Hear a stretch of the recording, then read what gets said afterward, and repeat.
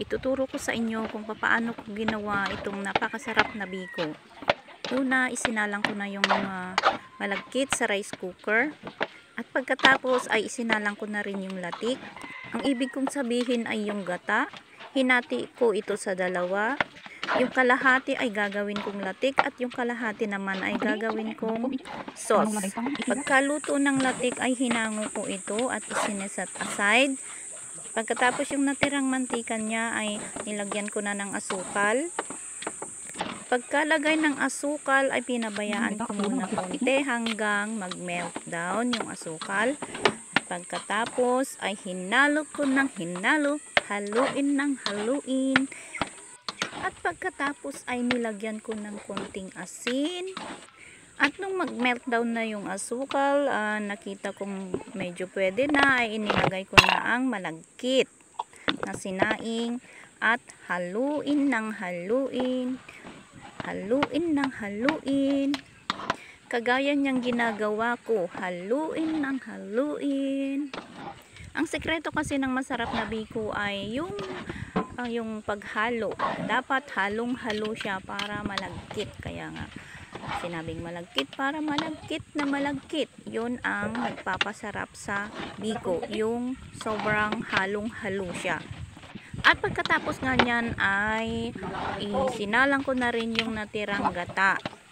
At nang medyo pwede na, hindi naman na paste yung gata, yung medyo okay na, ay nilagay ko na yung Nestle cream. Nilagyan ko ng Nestle cream at saka ginudgudan ko ng cheese. Tapos hinalo ko ng hinalo. Tinimplahan ko na rin siya ng asukal at saka konting asin para mag-balance yung lasa. At pagkatapos nga niyan ay titikman muna yung lasa ng ginawang sauce. Sorry guys kasi hindi ko na siya na-videohan yung paggawa ko ng sauce. Something like that. At saka yung etc. Ano tayo may siyang ay, ipa ba? At yan nga guys, hindi pa ako nakontento sa paghalo doon sa kalan at ibinaba ko pa at hinalo ng hinalo, haluin ng haluin hanggang sa medyo magpawis-pawis na ako sa paghahalo. And shoot, okay na ito, pwede na siguro yan. Ilalagay na natin sa lagayan. Sa bilao ko sana lalagyan ng dahon ng banana, pero since maliit lang naman yung niluto ko ay pwede na siguro sa tray. And mama, pwede na yan. So kunin mo na yung tray ma at ililipat na natin.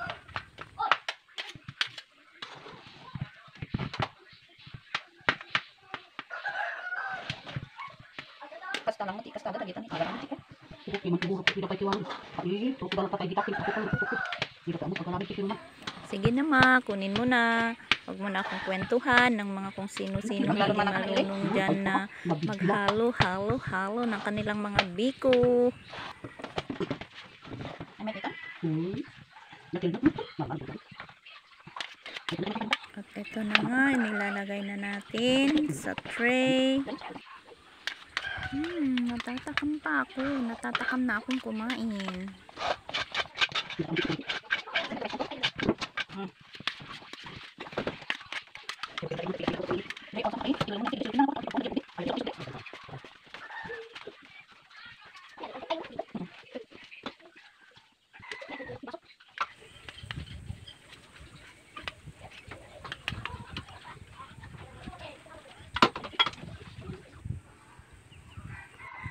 Eto guys, yung outcome niya, hindi ko na rin na-videohan yung paglagay ko ng latik.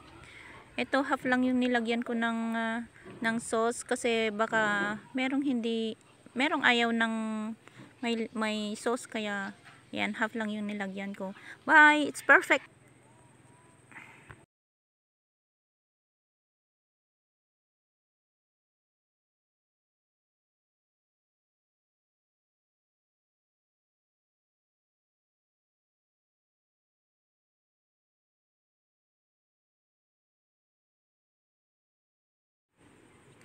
At eto, tapos na. Eto na yung outcome. Nailagay ko na lahat yung mga yung sauce na ginawa ko at saka yung latik. Hindi ko na i-videohan pero yung kalahati lang ang nilagyan ko ng latik. Kasi baka merong may gusto, walang gusto na ano ba? Baka yung iba ay may gustong walang sauce, kaya ganyan. Hinati ko lang yung